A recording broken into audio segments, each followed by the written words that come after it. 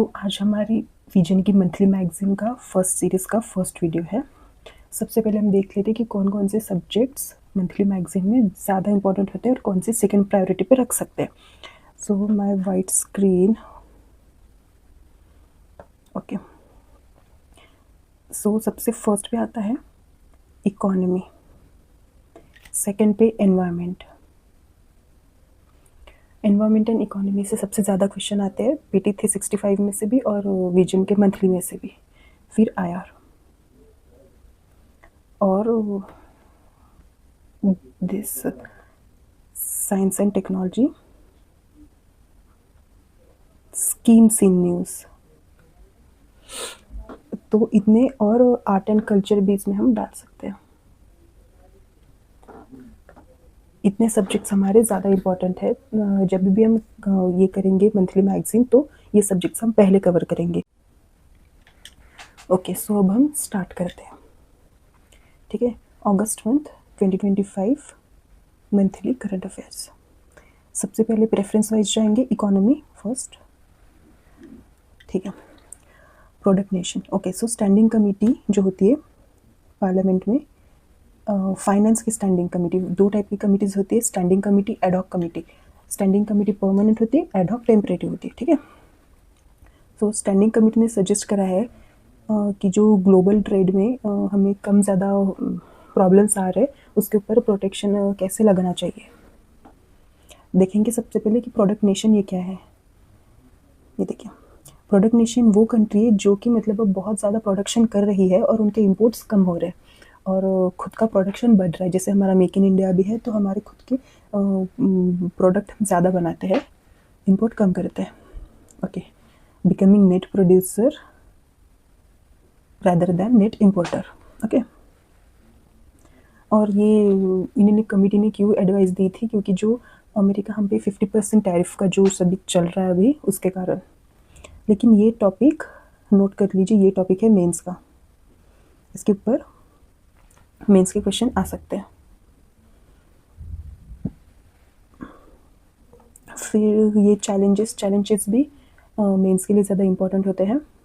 Challenges, uses, features तो भी prelims में भी काम में आते हैं, लेकिन वे फॉरवर्ड ऑब्वियसली मेंस। कंक्लूजन भी मेंस के लिए आएंगे।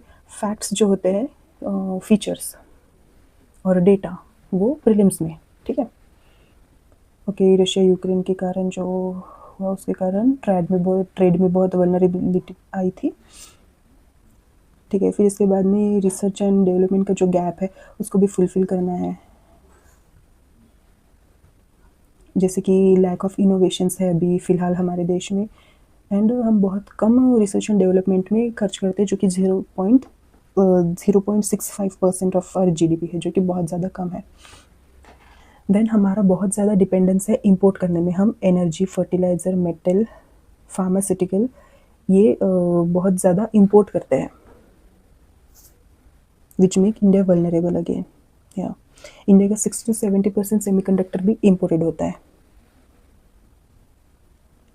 ये ऐसी चीज़ें ना प्रीलिम्स में भी कभी कभी स्टेटमेंट वाइज में आती है कि इंडिया सेमीकंडक्टर इंपोर्ट करता है, फार्मास्यूटिकल इंपोर्ट करता है या एक्सपोर्ट ज़्यादा करता है। तो ऐसी चीज़ें हमें ओवरऑल पता होनी चाहिए।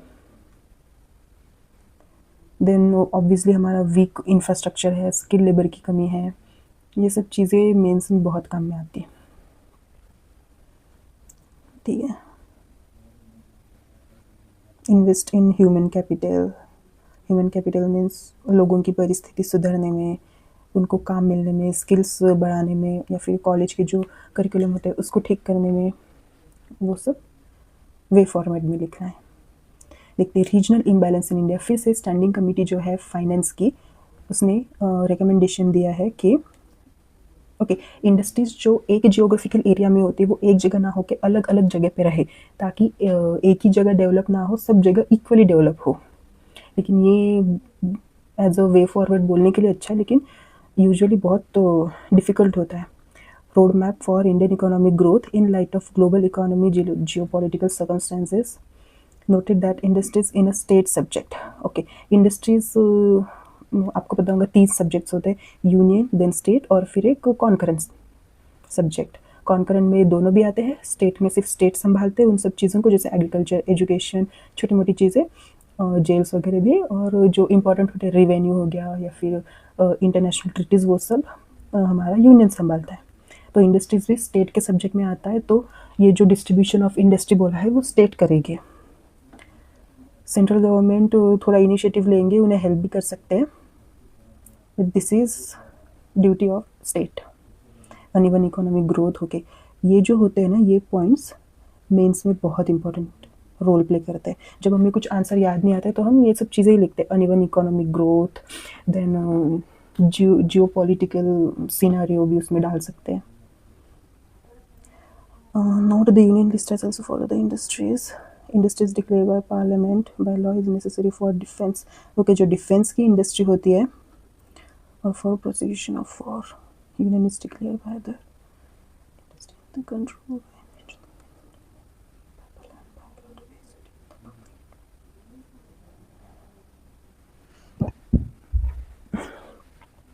ठीक है, जो रीजंस रीजनल इम्बैलेंस के लिए क्या होता है, हिस्टोरिकल फैक्टर, कोई एरिया बहुत ज़्यादा पहले से ब्रिटिश के ज़माने से, कोलकाता हो गया, मुंबई हो गया, डेवलप होता है तो वो ज़्यादा आगे निकल जाते हैं लोग, Maharashtra and West Bengal. Geographical area जैसे हिमालय का रीजन, नॉर्थ ईस्ट, या फिर जहाँ पे टेरेन बहुत डिफिकल्ट है वहाँ पे कम हो पाता है development. Political factor obviously plays a big role. Gujarat है ना, महाराष्ट्र का आपने सुना होगा, वेदांता का माइन का प्रोजेक्ट था, ये इफेक्ट करता है। Consequences, again this is important for mains, not for prelims. Initiative taken by government, we will read this. Aspirational direct program and transforming 112 most underdeveloped district across. Okay. हमारे जो बहुत under developed district है, जहाँ पे कुछ भी development ही नहीं हुआ है, उनको सुधारने के लिए ये एस्पिरेशनल डिस्ट्रिक्ट प्रोग्राम है। एस्पिरेशनल ब्लॉक प्रोग्राम की जो ब्लॉक्स हमारे बहुत ही ज़्यादा पिछड़े हुए हैं, जो कि डेवलप नहीं हुए, ऐसे 500 ब्लॉक्स 27 स्टेट्स में उन्होंने आइडेंटिफाई करे हैं और वो डेवलप करेंगे। और ये जो स्कीम है ये पहले भी न्यूज़ में थी। ओके, प्रधानमंत्री development initiative for north eastern region. Obviously north eastern region need to come into focus.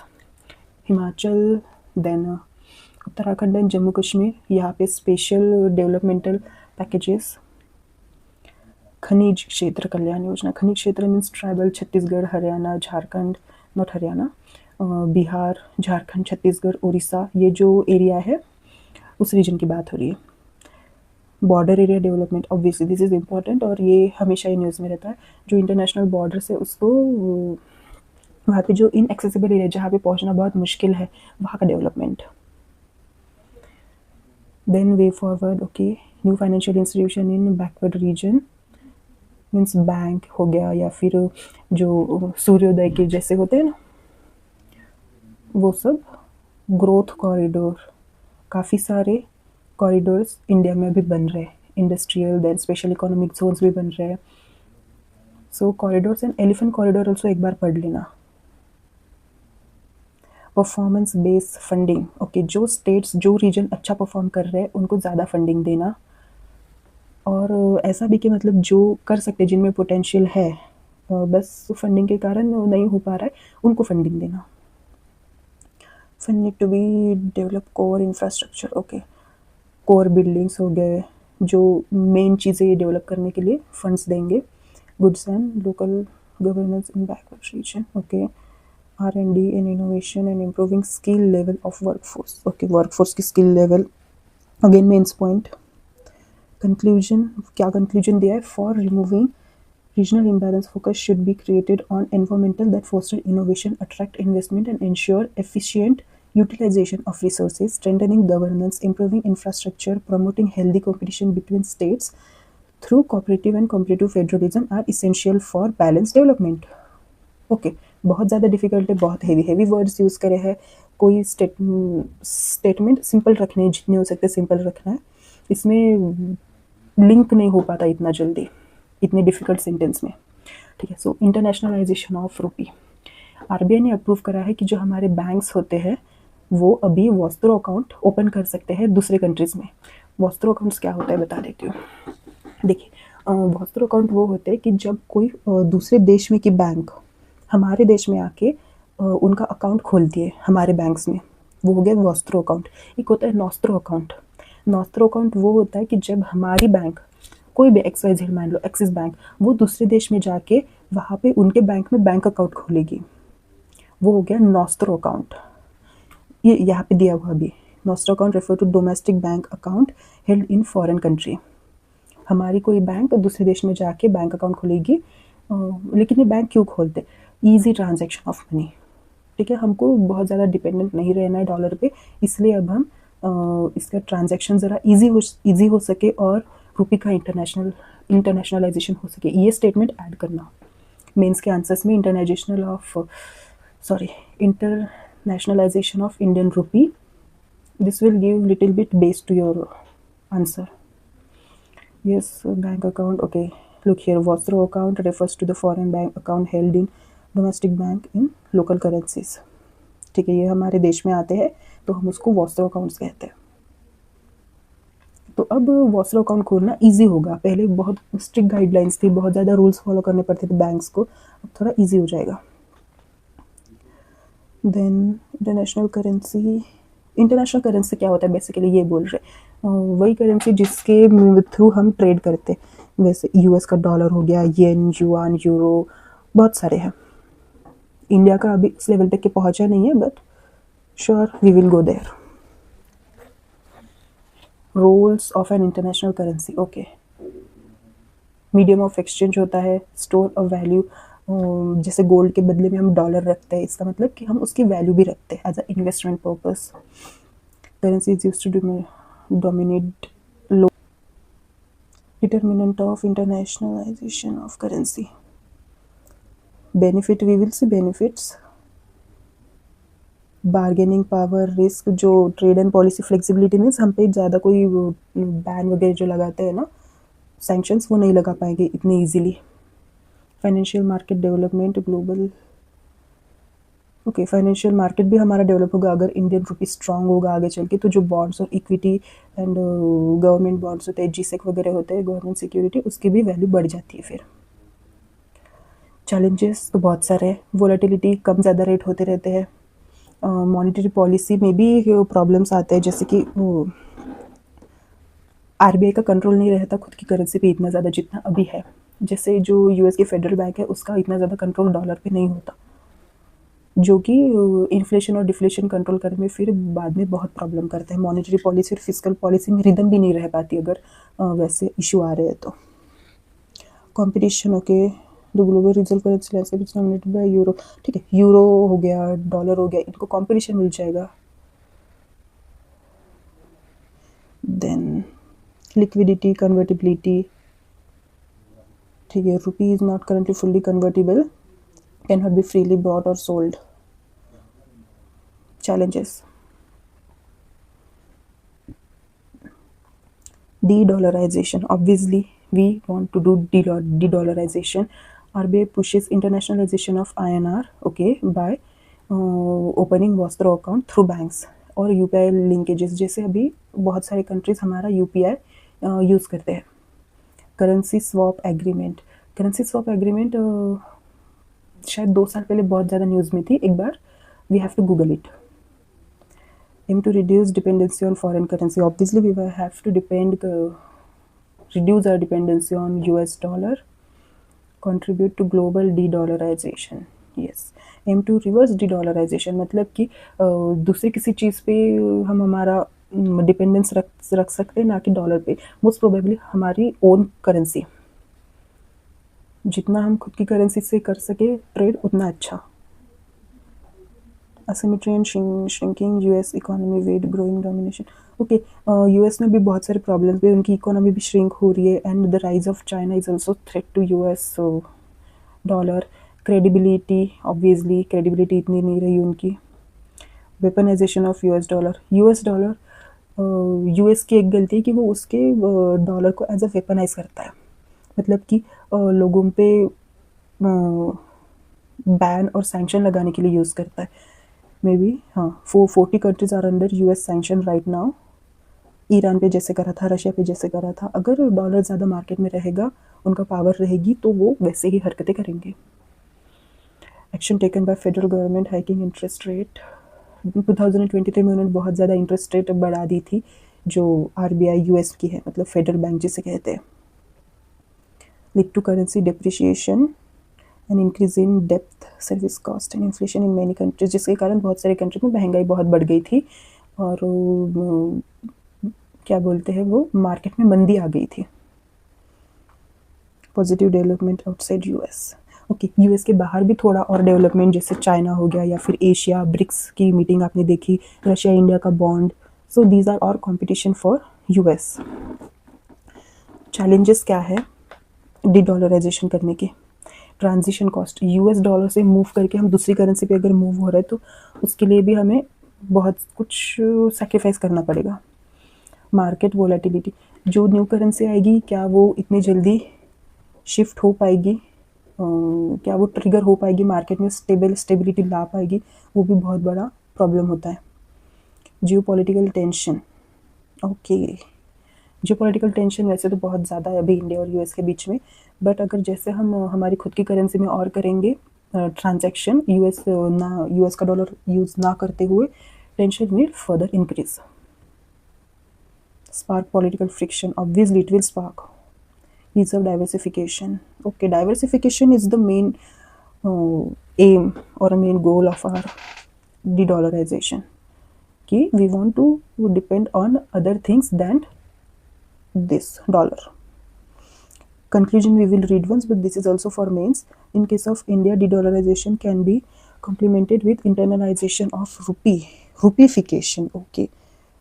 जैसे डॉलराइजेशन होता है वैसा अब रूपीफिकेशन वर्ड आया है। रूपीफिकेशन वर्ड मतलब that would provide complete freedom over buying and selling of rupee का बाइंग एंड सेलिंग होगा। रूपीफिकेशन, ज़्यादा से ज़्यादा रुपी यूज़ करना। Okay, next, fiscal responsibility and budget management act. Okay, CAG ने रिपोर्ट दी है, पता है ना कैग क्या होता है? ये सेंट्रल गवर्नमेंट और स्टेट गवर्नमेंट की फाइनेंशियल रिपोर्ट क्रिएट करते हैं। That fiscal inconsistency and transparency issue in governments compliance with this act.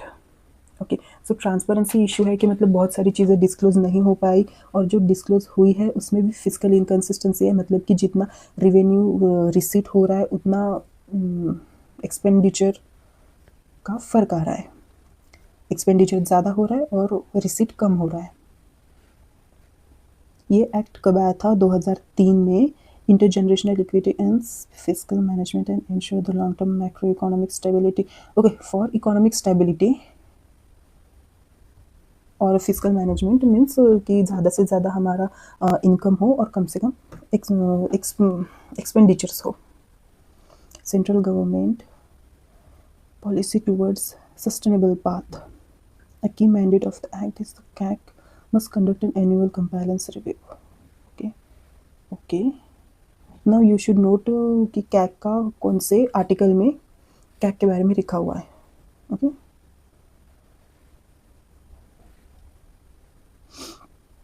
Central government debt rent, ठीक है। की टारगेट अंडर FRBM एक्ट क्या क्या टारगेट है? Recent target we will see fiscal consolidation path 4.5 GDP. It should be less than 4.5% of our GDP fiscal deficit.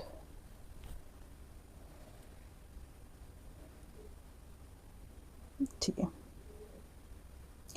Blue economy, okay, blue economy क्या है? The ministry of earth science releases white paper. Okay, transforming India's blue economy, innovation and sustainable growth. Blue economy mostly refer करती है, blue जहाँ पे भी दिखे आपको सी, पानी, इतना याद रखना है, ठीक है। Blue economy refers to exploring optimization and potential of the sea and ocean. Okay, जो सी और ओशियन का जितनी भी कैपेसिटी है हमको उतना एक्सप्लोर करना है, जितना इंडिया के लीगल जुरिस्डिक्शन में आता है, मतलब 12 नॉटिकल माइल्स तक के जो समंदर का पार्ट है वो, for our social and economic development and security obviously was first ये वर्ड कहाँ से आया ब्लू इकोनॉमी, ये भी नहीं पूछते इतना कुछ, but still we will see. Professor Gunter Pauli, united nation university, okay, कि ये प्रोफेसर है, इन्होंने आर्टिकुलेट करा था 1994, ज़्यादा टाइम नहीं हुआ, blue economy about the ocean और वाटर। पोटेंशियल, इंडिया का कितना पोटेंशियल है, इतना हमारा कोस्ट लाइन है, तो उस हिसाब से हम बहुत कुछ एक्सप्लोर अभी कर सकते हैं, बहुत कुछ डेवलपमेंट भी कर जा सकते हैं, ग्लोबल शिप लेन्स और बना सकते हैं, जैसे कि आपको पता होगा पोर्ट्स पे बर्थ्स होते हैं, हम उसको भी इंक्रीज़ कर सकते हैं for better security and better trade purpose.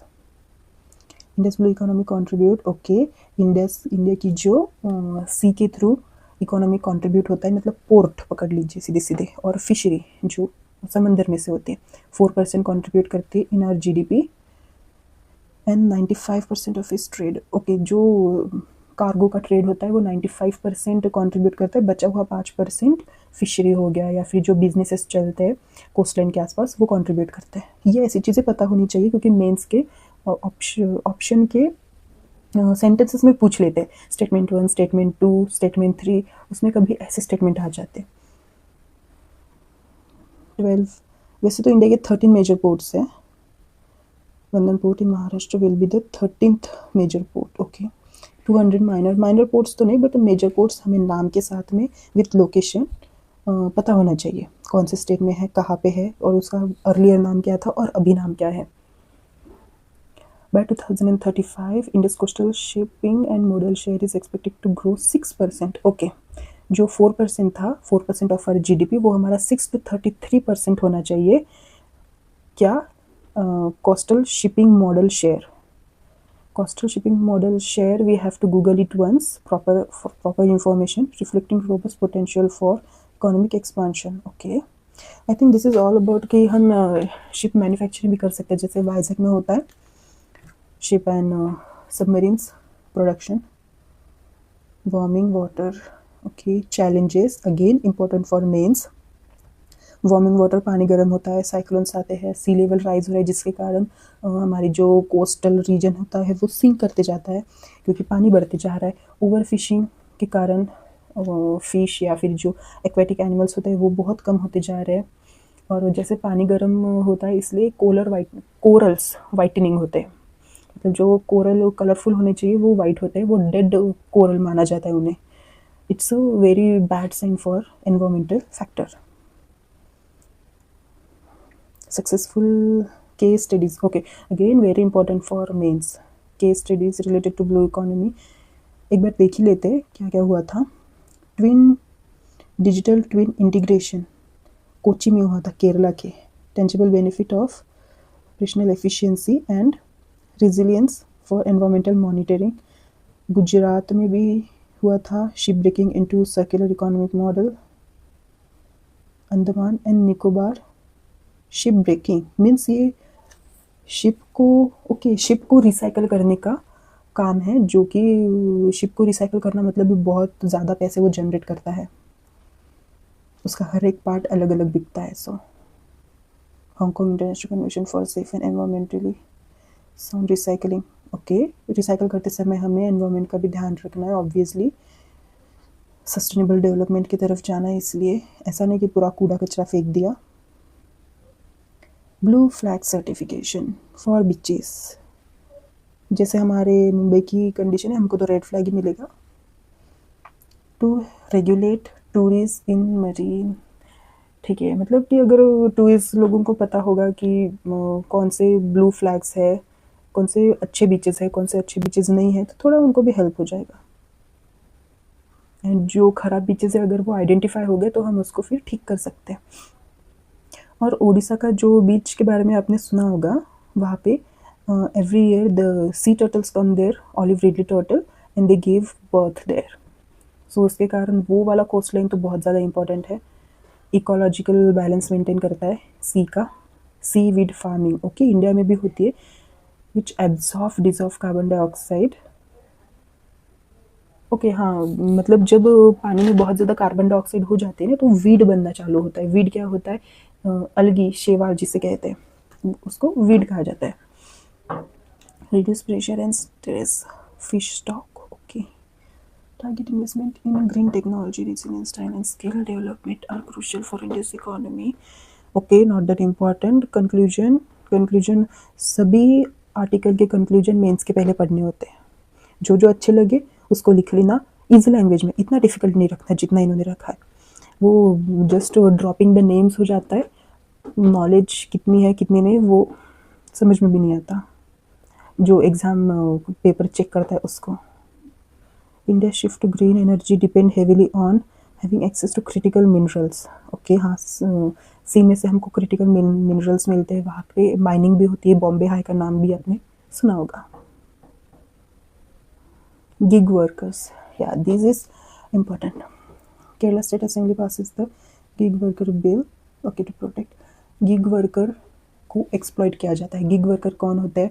जो रैपिडो, जोमेटो, ओला, उबर, जो कि एम्प्लॉयज़ नहीं होते, वो एज अ फ्रीलांस काम कर सकते हैं.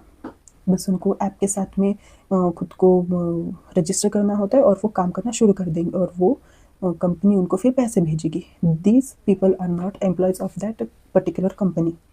दे can work for as number of companies they want. So Karnataka, क्योंकि जो ये है ना रैपिडो, वो कर्नाटका से आया है. बहुत सारे बेंगलोर बेस ऑफिसेज है. इस्टेब्लिश वेलफेयर बोर्ड, उनके लिए वेलफेयर बोर्ड, और उनको कभी ये भी नहीं मिलता है जो बाकी एम्प्लॉयज़ को मिलता है ना पर्क्स एंड जो रेसिडेंशियल के लिए या फिर जो भी ऊपर के जो पैसे मिलते हैं वो गिग वर्कर्स को नहीं मिलती. इंश्योरेंस नहीं मिलता, पेंशन नहीं, कुछ भी चीज़ें फैसिलिटीज़ उन्हें कुछ नहीं मिलती. Welfare board, reservation of worker, aggregate and social media. Okay, create social security scheme. Social security scheme की उनको ज़रूरत है because companies are not giving them anything. Leave on transaction between the worker and aggregator on overall turnover of company. Company के turnover के हिसाब से उनको welfare fees मिलनी चाहिए, ऑब्वियसली मिलनी चाहिए. सभी स्टेट में, सभी यूनियन टेरिटरी में सेम रूल लागू भी होना चाहिए, नॉट ओनली सिर्फ Karnataka. Aggregated will register gig worker and share work term, and also as per the security purpose for girls especially it's very dangerous to go with unknown Rapido or Ola Uber person because they are not employed. We can't complain about them particularly. They are just a worker. We don't have their contact number. We can't contact about them to the original company also. If we forgot our phone in their car, then also we can't contact them again. We have to contact directly to the company, which is really stressful. जो हमारा जिसने हमें वहाँ तक के पहुँचा, at least हमारे पास में उसका फ़ोन नंबर होना चाहिए, कुछ इन्फॉर्मेशन होनी चाहिए. Okay, then Rajasthan and Bihar have passed law regard. Okay, Rajasthan and Bihar was progressive. इन्होंने 2013 और 25 में इसके लिए एक लॉ बना दिया था. नीति आयोग ने भी कुछ बोला है. 77 lakh workers are engaging gig. Now note this. लिख लो इसे लगे तो, या फिर हाईलाइट करके स्क्रीनशॉट लेके कुछ भी रख लो. 2.35 करोड़ गिग वर्कर्स हमारे पास में आ जाएंगे 2030 तक के, अगर अनएम्प्लॉयमेंट और जो ले ऑफ के रेट्स अगर देखें तो. Increase with the growth rate of. Okay, हर साल 13% के हिसाब से बढ़ते जा रहे गिग वर्कर्स. फिलहाल तो 77 लाख है, लेकिन अगले 5 ईयर्स में बढ़ के 2.3 करोड़ तक के पहुंच जाएंगे.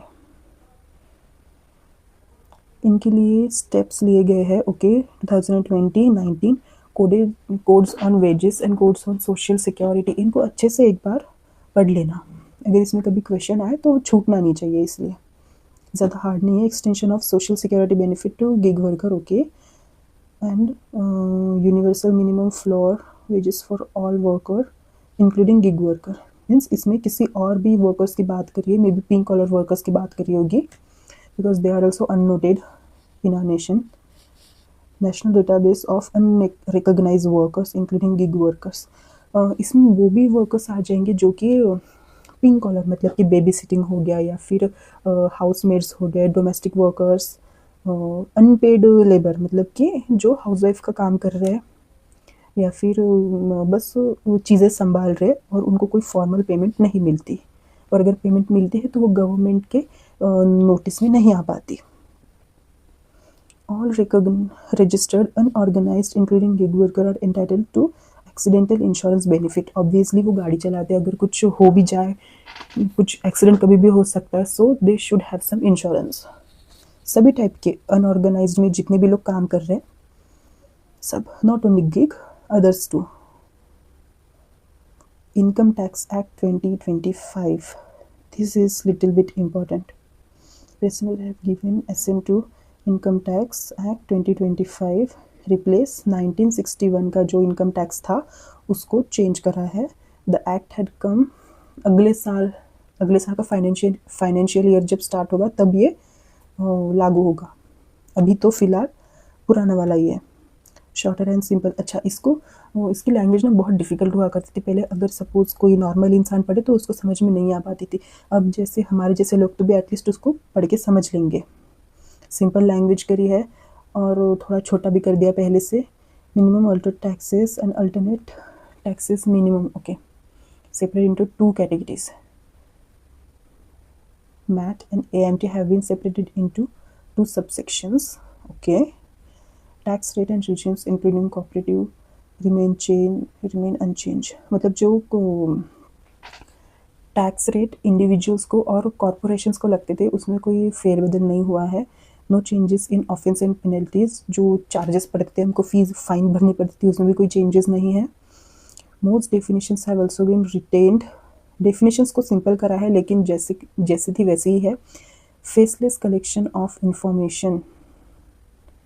ठीक है, मतलब कि हर आम आदमी का हक होता है कि वो इंफॉर्मेशन जान सके, इंफॉर्मेशन को एक्सेस कर सके, जो कि अभी पॉसिबल है. ये देख लेते हैं मिनिमम अल्टरनेट टैक्स क्या है और अल्टरनेट मिनिमम टैक्स क्या होता है. Bring into tax net zero tax companies. Okay, it aim to bring into the tax net zero tax companies and have similar provision as MAT which is applicable to non-corporate tax payers. Okay, I didn't understand what is this. I have to search properly what they are saying. Power of frame scheming, undissolved income, visual digital space access. This doesn't seems like कि prelims वाली चीज़ें है ये. Still we have to read it. अगर कुछ आ जाए इसमें से भी we should able to solve that. क्योंकि इतने सालों के बाद में ऑलमोस्ट 270 ईयर्स के बाद में अगर कुछ चीज़ अगर चेंज हो रही है, कोई एक्ट अगर चेंज हो रहा है, then it's obviously useful for us. Undisclose. Definition of undisclose income for accessing including, okay, money, bullions and jewellery और जो भी अदर वैल्यूएबल चीज़ें होती है हमारी, उसको अनडिस्क्लोज इनकम में रखा गया है. It expand to individuals include virtual digital asset. Okay, I still didn't get it what they are saying. Digital space access, virtual digital space access. Income tax authorities are now allowed to gain access to virtual. Okay, हाँ, this is one of the most controversial thing कि वो अभी जान पाएंगे कि हमारे पास में कितने assets है digitally, क्योंकि उनके पास में पूरा record रहेगा and they can access our information. मेरे पास में कितनी प्रॉपर्टी है, कहाँ पे मैंने एसेट्स ले रखे, कहाँ पे इन्वेस्ट कर रखे, they can know this digitally. Define fine borrower into mail server social media account.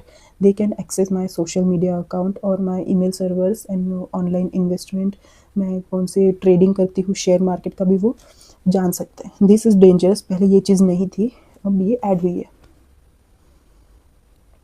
Dispute resolution panel must needed. This act allow eligible access to refer a draft order passed by accessing officer to dispute. कहीं पे भी अगर कोई भी problem आता है income tax के related तो डिस्प्यूट रिजोल्यूशन क्या होता है, ट्रिब्यूनल्स होते हैं. मतलब कि एज अ कोर्ट की तरह काम करते हैं, बट ये कोर्ट्स नहीं होते, बट ये लीगल इश्यूज संभाल लेते हैं. Pending proceedings before an income tax authority and appellate tribunal. Okay, this is what I am talking about. Appellate tribunal or a court. जो पेंडिंग प्रोसीडिंग्स होते हैं, जो यहाँ पे पेंडिंग रह जाती है, वो यहाँ पे भी आ सकती है कोर्ट तक के. ट्रिब्यूनल्स काम ही ऐसे करते हैं कि आप वहाँ पे अपनी फाइल करो कंप्लेंट, अगर आपको रिजल्ट मिला, अगर सेटिस्फाई हुए तो ठीक, नहीं तो आप कोर्ट में जा सकते हैं. Courts door are always open for people who go for tribunal. Interpretation of tax treaties. Tax की treaty that allow the central government to enter into agreement with other countries to provide relief in case of double taxation. Okay, अगर कहीं पे हमको double tax लग रहा है, suppose इस country में भी हमको टैक्स लग रहा है, दूसरी कंट्री में भी मुझे टैक्स लग रहा है बिकॉज मेरा क्रॉस बॉर्डर बिजनेस या फिर ट्रांजैक्शन चलता है, मेरा यूके के साथ में बिजनेस है, तो मुझे दोनों तरफ के टैक्सेस भरने पड़ रहे हैं, तो उस केस में सेंट्रल गवर्नमेंट इंटरफेयर करके ये क्लियर कर सकता है कि मुझे किसी भी एक ही चीज़ के टैक्स भरने पड़ेंगे. I should not be get taxed twice, right? The president have given an assent to, okay, president ने assent दे दिया, मतलब कि agree कर दिया to modify existing tax law, income tax act of this and the finance act of 2025. Even जो 12,75,000 का जो issue है वो इसी बिल के साथ में कनेक्टेड है. Environmental and social governance. Obviously, this type के questions are important for mains, not for prelims. But we will see Parliament की Standing Committee on Finance. Okay, they had given report in Lok Sabha for recommendation about improving environmental or social governance. Governance क्या होता है कि the way of implementing policies. काम कैसे चल रहा है, गवर्नमेंट जो काम करती है किस तरह से काम करती है, वो हो गया governance. ESG is a framework for evaluating the company's sustainability and ethical practices across the key area: environmental, social and corporate. Okay, social and corporate. Global alignment, financial asset, operational efficiency, competitive advantage, brand value. Okay, I didn't think so this is for prelims. ये आपको mains में भी अगर आया तो काम, but this type of reports mostly standing committee usually gave unless and until it become a final statement. These are not that important, but overlook we can do because there are a lot of things which are important also. Challenges क्या है इस report के? Risk of green washing, companies नाटक करेंगे कि हम तो बहुत ज़्यादा एनवायरमेंटल फ्रेंडली है, रियल में तो नहीं होंगे. Difficulties face by small business not adopting. Okay, जो छोटे बिजनेस जो अभी रिसेंटली स्टार्ट हुए हैं उनको एनवायरमेंटल प्रिकॉशन लेने का इतना नहीं फैसिलिटी हो पाती उनके पास में. उन्हें फ़िलहाल तो अभी प्रॉफिट बनाना होता है because they want to survive their employees first. Inconsistent implementation, lack of recognition, regulation, fragment approach. हाँ, हमारे कंट्री में तो है ही, इम्प्लीमेंट तो कभी ढंग से होता ही नहीं. ठीक है, चीज़ें इम्प्रूव हो रही है धीरे धीरे, it will happen. Lack of awareness and education, many Indians businesses lack. Okay, बहुत सारे बिजनेसेस होते हैं जो कि एनवायरमेंटल सोशल गवर्नेंस पे ध्यान तो देते नहीं हैं क्योंकि उन्हें पता भी नहीं होता है और इतने प्रोफेशनल नहीं होते. इस चीज़ को इतना स्कूल में भी पढ़ाया नहीं जाता, बस एक एनवायरमेंट का सब्जेक्ट होता है और लोग MBA कर लेते हैं और फिर बिजनेस स्टार्ट करते हैं. पर एनवायरमेंट का जो फैक्टर होता है वो लैक करता है बहुत जगह. Regulatory fragmentation, SEBI mandate to disclose for top 100 listed firms. Okay, जो हमारे फर्म्स बड़ी बड़ी कंपनीज होते हैं, 1000 बड़ी कंपनीज, सेबी ने उनको कहा है कि अब उनको बताना पड़ेगा उनका गवर्नेंस कैसा चल रहा है एनवायरमेंटल और सोशल के बारे में. सोशल गवर्नेंस क्या हो गया? Welfare of their employees. वहाँ पे जो लोग काम कर रहे हैं वो अच्छे से थ्राइव कर पा रहे हैं या नहीं, एक्सप्लॉयटेशन तो नहीं हो रहा है, this kind of things. Way forward to make. Okay, way forward. Competition Commission of India. Okay. Standing Committee on Finance. Again, permanent committee tabled a report involving role of Competition Commission in India, particularly in digital land space. Competition Commission of India क्या करती है? इनका होता है कि सब business अच्छे से थ्राइव कर सके, किसी एक बिजनेस की मोनोपोली ना हो, इरिस्पेक्टिव ऑफ द स्टेट. मतलब स्टेट को बता दीजिए कि ऐसा नहीं कि कोई बोलेगा कि मुझे तो वेपन्स बनाने, मुझे बॉम्ब और गन्स बनाने हैं इंडियन आर्मी के लिए. You can make that only state can make the monopoly on that industry. You can do like newspaper and car manufacturing, जो भी छोटे मोटे बिजनेसेस होते हैं उसमें कंपटीशन मेंटेन रहना चाहिए. 2003 में आया था ये एक्ट। ये एक्ट के बाद में ये कमीशन बना था। It means it will be statutory I guess. 2009 से अप्लाई हुआ। देन कॉरपोरेट अफेयर्स चेयरमैन होता है और 6 मीन्स 1+6 का रेशो है इसमें। National company law appellate tribunal 2013 for competitive. ये ट्रिब्यूनल जो आया था ना, लॉ अपेलेट ट्रिब्यूनल, ये इसको कंट्रोल करता है। जो भी लीगल मैटर्स या फिर कोर्ट केसेस जिसको बोल सकते हैं ना, लीगल मैटर्स कंपटीशन कमीशन के, वो ये संभालता है। NCLT eliminate practice of having effect on competition.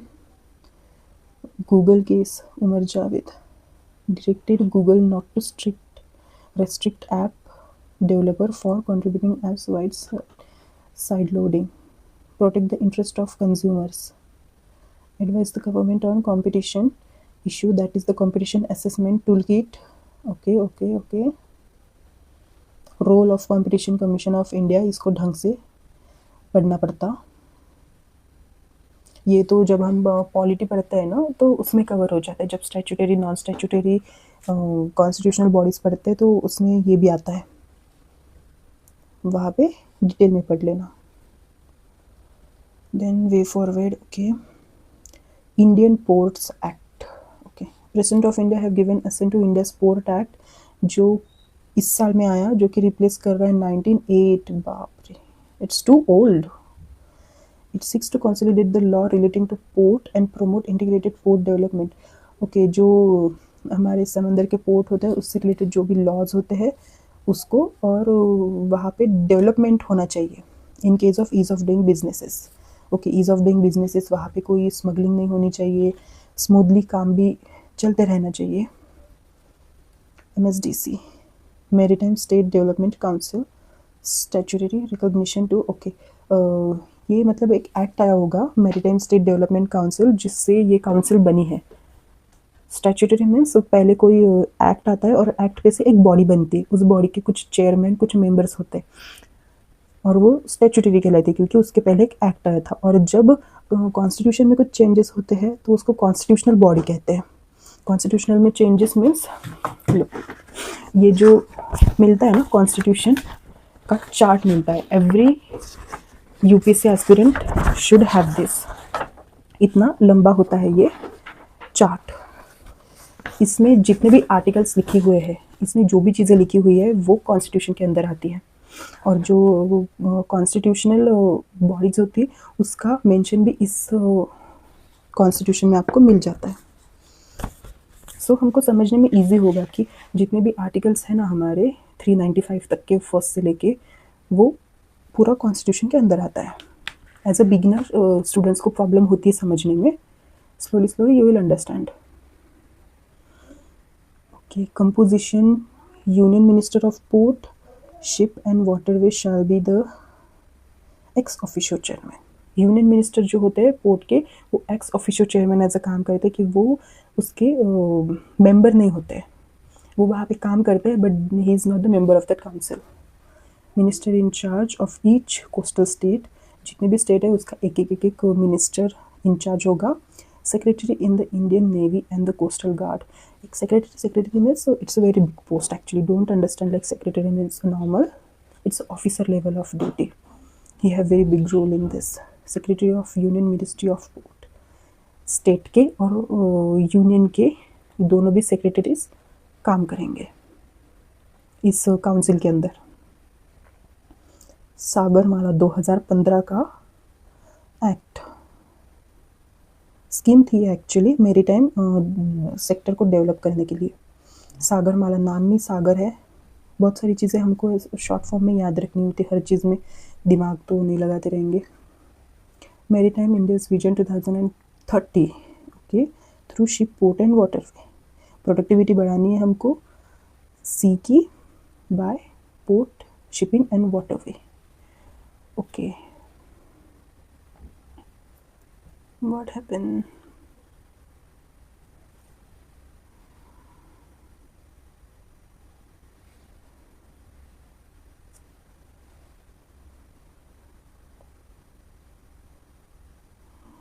This now 10 years of Sagarmala project. यहाँ पे कुछ रह गया क्या? Okay, this is state maritime board, nothing much. Okay, these are the ports जो मैंने बोला था ना, यहाँ पे दिए हुए हैं 13 major ports of India. Actually I posted on my Instagram also 13 major ports के बारे में मैंने स्पेशली एक पोस्ट करी है, you can read that. 10 years of Sagarmala project. Sagarmala program has achieved 118% of growth. मतलब जितनी पहले थी उससे डबल से भी ज़्यादा ग्रोथ शिपिंग के इंडस्ट्री में हुई है।